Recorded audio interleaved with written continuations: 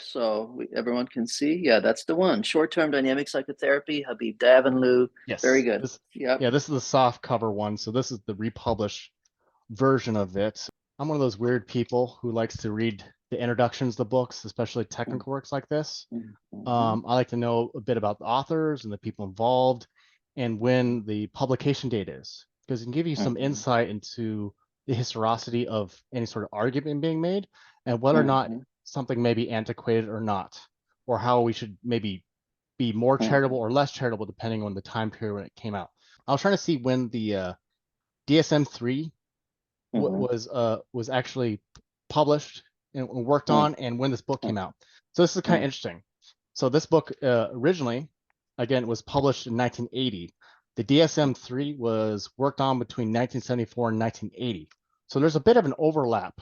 So we should Mhm. we should maybe treat any sort of Mhm. clinical Mhm. um, uh, statements within the context of the DSM-3 rather than the DSM-5 for historical purposes, at least Mhm. through the first couple chapters. I would argue that because if Mhm. the beginning is the history leading up to more of the clinical insights that are provided by us through transcripts. Yeah, I think it's worth noting though that I think Davanloo didn't put a tremendous amount of stock in DSM diagnoses. I think he prided himself in coming up with an interactive diagnostic roadmap that actually included the cause of the symptomatology. If you look at the DSM, it says nothing about the cause, which therefore doesn't give you much of a roadmap for how to treat it. It simply describes a cluster of symptoms. It's kind of like going to a medical doctor's office and they say, well, here's, you have a cold, but there's no hypotheses whatsoever around what's actually causing that cold. And so that's one of the difficult things with the DSM diagnoses. Okay, Alexander French, actually, when it came to Mm-hmm. the emotional experience. Okay. The quote is Alexander insisted that in psychotherapy as well as medical therapy, the physician should adapt his technique to the needs of the patient. Only the nature of the individual case, he said, could determine which technique is best suited to bring about the curative process. Mm-hmm. This was in Mm-hmm. reference to the sort of more these broader approaches that seem to sort of cover entire populations rather than individuals, based on my Mm-hmm. reading of that. Mm-hmm. You highlighted it, so I thought it was I figured I'd bring that up to you. I don't know if you Yeah, remember that or not, but I do. I see that as a call to not be dogmatically formulaic in our approach to the patient, but instead actually really take the time needed to get to know the unique patient in front of us, as opposed to having a template, here's what I'm going to do with all patients, and be rigid and dogmatic and ritualistic about it. So it's really a call to be flexible and to really get to know the unique patient in front of you. to the psychoanalytic community that may be critical, how can you possibly do that in a short period, other than I guess you would say through confrontation? That's where you really get to know someone as they resist and battle you through their um, decoherence. It's a great question. So I believe that Davinlew's point of view on that would be that by sharing real-time observations with the patient about their actual real-time behavior that appears to be impeding their progress towards their goals, by bringing that to the patient's attention in real time, then looking at the patient's response to that immediate and direct observation, that expedites the entire process, because the patient is likely to have a reaction to the therapist's real time observation. They're likely to have feelings and anxiety and then utilize their customary defense mechanisms in response to being, quote unquote, confronted with their behavior that impedes their own progress. And so, by attending very closely to what the feelings are that the patient is experiencing, what the feelings are that the patient is not experiencing or communicating more indirectly as opposed to directly, the levels of anxiety, how the patient is relating to themselves and to the therapist, the clinician, then together, the therapeutic dyad, the clinician and the patient, learn a great deal about the patient very, very quickly.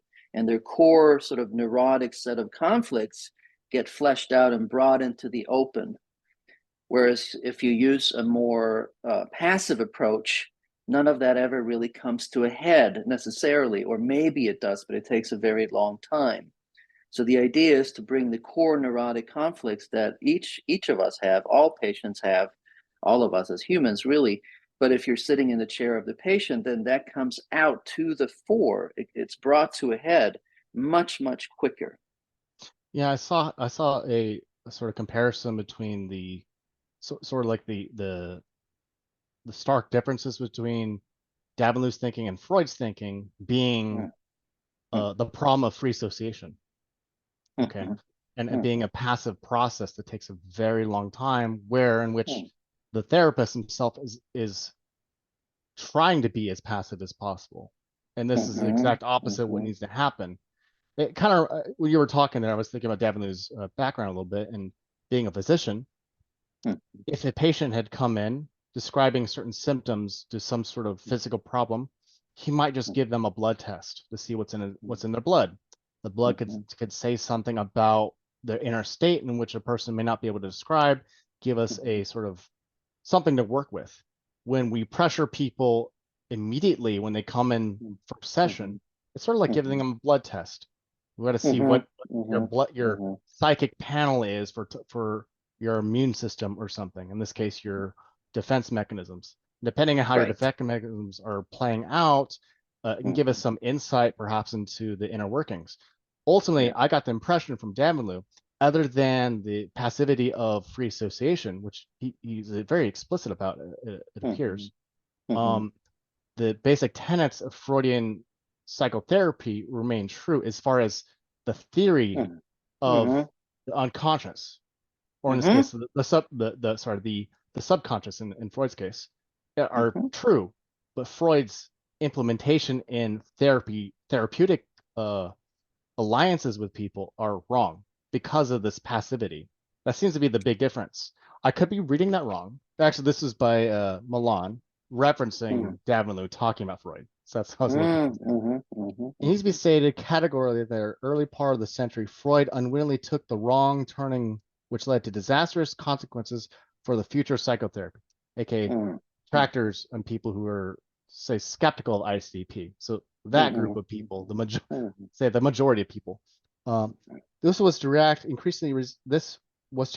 increasing resistance with increased passivity, eventually adopting the technique of free association on the part of the patient and the role of the passive sounding board, free-floating attention, and infinite patience on the part of the therapist. I thought that was kind of funny because I always got the impression that there was a bit of annoyance with the therapist going through this, but it seems that he's kind of poking fun about their infinite patience, which obviously no one has. The consequences had been strenuously ignored or denied by generations of analysts and dynamic psychotherapists, but it's there for all to see. There were early attempts to remedy this situation through Ferenczi and Rank. There were later attempts by other teams in the 60s and 70s, including Stefanos, and he created something called short-term anxiety-provoking therapy, STOP, which I thought made me chuckle a little bit. Yeah, Peter Sifnius. Okay. Yes. This is the thing that I thought was the most interesting in that chapter. I'm just going to read a little bit of it if you don't mind. This is called the a wish fulfillment fantasy. So obviously we're talking about Freud here and wish fulfillment, right? And this is they're trying to counter this thesis through the rest of this book, and this is sort of the build up to that through the clinical lens. The following is a fantasy that seems to be so unrealistic that I have never allowed myself to indulge in it.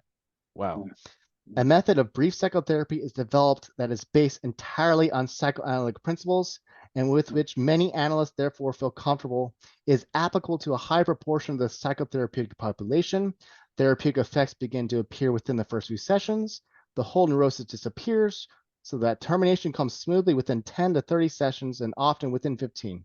At termination, no trace of the original disturbances remain, and long follow-up shows that this position is maintained. Finally, certain adverse phenomena that bedevil ordinary dynamic therapy, such as intense and sexualized or dependent transference, acting out, and the difficulties over termination, do not become a problem. So to sort of put it in layman's terms, this is the best case scenario, which they might strive for, but they would never quite fantasize about because it's somewhat unrealistic. But I thought it was kind of the opposite of that. I thought it would just been like a North Star to affirm. Now you could be saying it because he's being trying to be humble or ironic, but it seemed to be a bit pointed there. I don't know if you have any impressions about that or not. Yeah, I mean, David Malin said Freud discovered the unconscious, Davanloo discovered how to work with it. So he didn't try to make it a secret that he was critical of psychoanalysis proper and free association, because the thinking is that you can invite the patient to free associate, but the defenses are simply going to co-opt the process, and the patient will simply free associate into their defensive maneuvers. And so you don't actually get to the core neurotic structures that need to be gotten to. And for that, you actually have to confront the defenses, the resistances head on in order to actually get below them. You can't free associate your way out of your defenses, is the thinking. And Freud was actually cited later towards his career as feeling very, very pessimistic about the entire endeavor. He talked about the superego resistance, where the resistance is fueled by unconscious guilt, where the patient has a need to punish themselves. And Freud has been cited as saying, basically, at present, we have to sort of bow to the superior forces of the superego resistance in the hopes that maybe over time we will see the slow demolition of this resistance.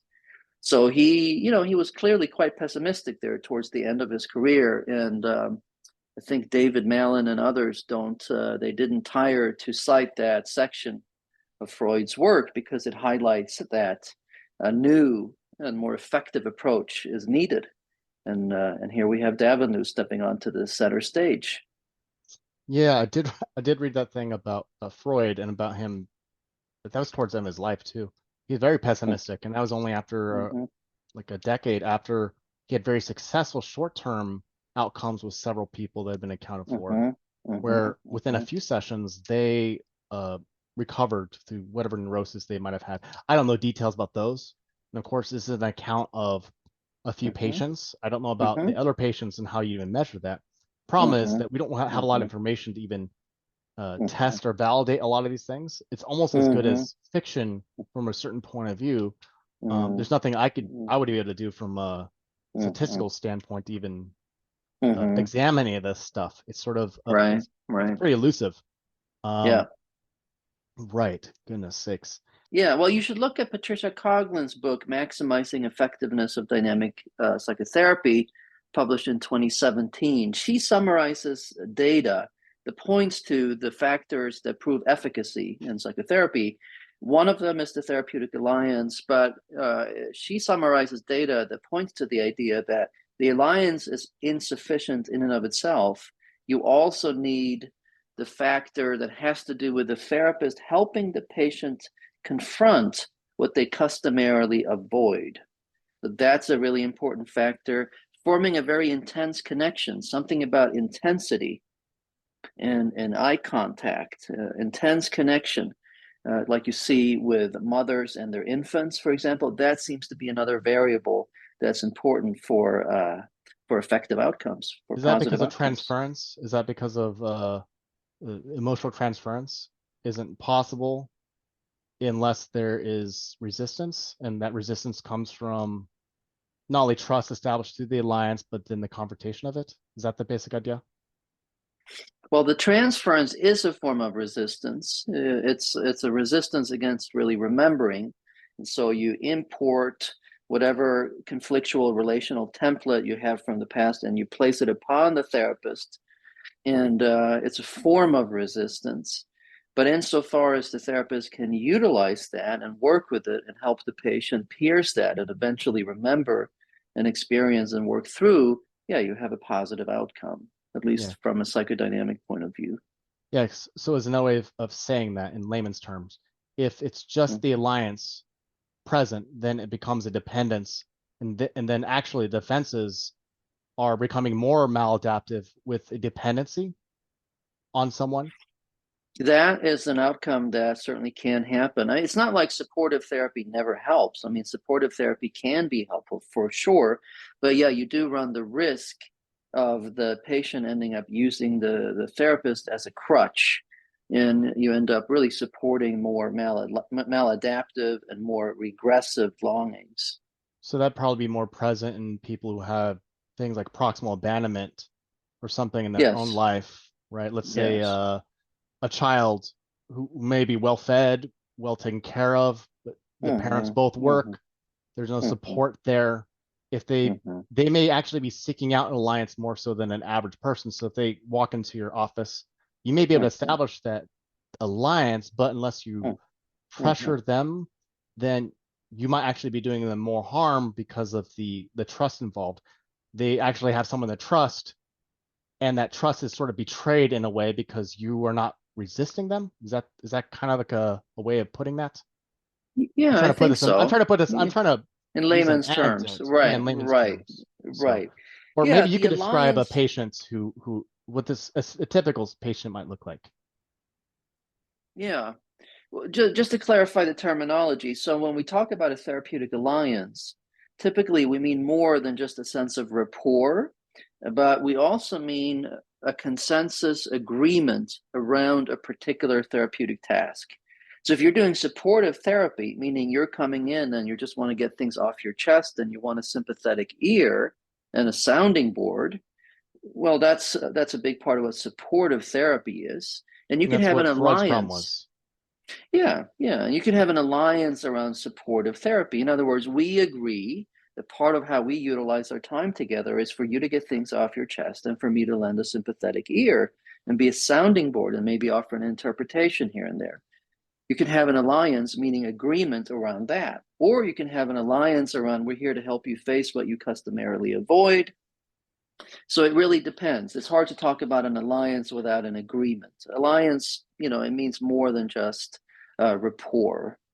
It's almost like if you were to take it from a say use a metaphor, if two countries have an alliance, right? Or some sort of they have an agreement about certain things, certain presuppositions, like, hey, we share borders. Um, Mhm, how about if this person over here in this other country invades one of either of our borders? We're actually mhm, going to do something about it together. It's sort of agreed upon mhm, ahead of time. So in the case of the mhm, client mhm, and uh, the mhm, therapist, mhm, they may establish a very from day one, I guess. Well, so what brings you mhm, here today? mhm, Well, like I'm having trouble at school. Like I'm not getting along with all the other kids in college, and I'm lonely and I'm depressed and blah blah blah. I need someone to mhm, talk to. That may mhm, be something that's built in from day one. But mhm, at what point would you set up the parameters in which they would also understand? Let's say mhm, the mhm, client would understand what your role is as a therapist is, mhm, what you mhm, agree to, mhm, because there are certain things that you might want to agree to and things you may not want to. If they came and said, "Hey, I want you to treat me like hell for the next mhm, 20 mhm, sessions and make me mhm, suicidal," you obviously would mhm. not agree to that, right? Right, But right. if we passively, using that Mhm, language, we passively agree to do something, mhm, we may actually end up having those types of outcomes, perhaps. mhm. We So may true. unwittingly, through lack of resistance, not provide what someone might actually need. So the trust then is the ability to say yes and no from both people. What no things should the patient establish early on in order for that to happen? And then more importantly, how do you as a clinician Mhm, get them to say those sort of things or actually mean them early on? Because mhm, I'm assuming this is all within the first session or two, right? mhm, mhm. Well, you want to look at the components of the therapeutic alliance. consensus on problem is only one component. Mhm. The other component is consensus on therapeutic task. So if you come in and you say, I'm being bullied and it's affecting me horribly, I have sleep disturbances, yada, yada. Okay, so that might be fall within the parameters of what psychotherapy can help with. And so we can form an agreement around that's what we're here to help you with. Okay. But that doesn't answer the question of how do we help you with that, right? So for that, you need to come to the therapist typically introduces a hypothesis. Could this be what is creating the sleep disturbance, right? Could this be what's happening? Did I So articulate that? yeah, it's a process of suggesting a hypothesis. The client is either going to resonate with it or not, agree with it or not. But the idea is that at some point you come to a hypothesis that both of you believe in, and that informs how you utilize the time together. That informs the therapeutic task. And ideally, it should be a collaborative process. So if you meet a therapist who just says, here's how it is, let's get to it, well, that's a red flag, right? It should be, here's how it looks to me, but what do you think? No, you don't want the therapist just running roughshod over the patient. That wouldn't be good treatment, typically. Hmm. These are the kind of And vice and scenarios. vice versa. And vice versa. If the patient says, here's how we're going to do this, I'm going to sit here and take shots of vodka while I get things off my chest, well, if you're a therapist worth your salt, you should probably question that. Right, right. I mean, that's you could literally see that as being enabling behavior. Like, oh, every time I take a shot, it Hmm, makes me reminisce about why I'm so hmm, bad at parties or something. Well, what else are you hmm, doing at hmm, parties? Probably drinking hmm, too. Yeah, hmm, hmm, okay, so I get that. Um, hmm, I'm curious hmm, how we'll see that being reflected in here through Davanloo. hmm.